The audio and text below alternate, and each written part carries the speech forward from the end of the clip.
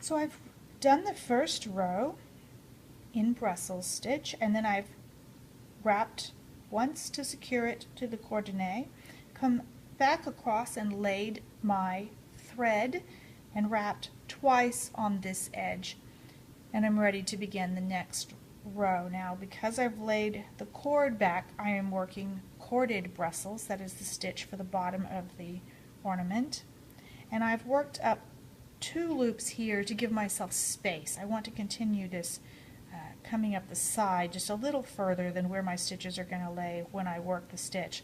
And I now need to make a stitch not through the loop yet from the previous row, but along the coordinate, because I need to make sure I don't have any holes there. So I'm going to make that stitch using the coordinate as the base, and then begin using the previous row's stitches to work the next row. I'm working rather loosely so that you can see the spaces between the stitches. You might want to work this loose, and then again you may want to work a little tighter, a little closer together on your stitches. It's up to you and how loose you would like your stitches to be and how open you want the section of lace to be. The more open, the more you can see the thread that's been laid back, but that's fine. That is the stitch and what it is supposed to look like.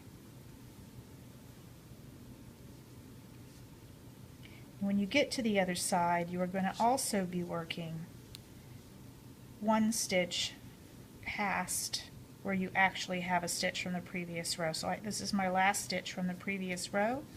I'm going to work that. Sorry about that. Moved out of the camera's view. And then I'm going to work 1 stitch around just the coordinate. And that brings me up the sides and begins to give a slightly curved appearance to the lace instead of completely straight across.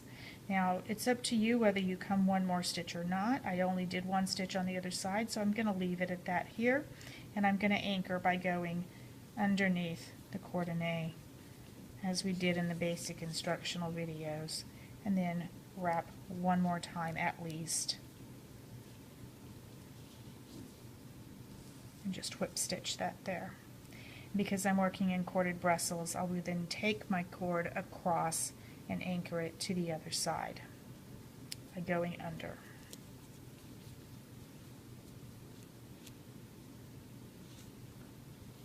Now I do not have enough thread to continue working this section, so I'm going to anchor 1 more time so that it is secure, and then leave that thread so that I can catch it as I tie on the next thread. I will catch the thread I've finished with as well as the coordinate to secure it a little better. And then I will be back in just a moment when we're ready to change the colors here.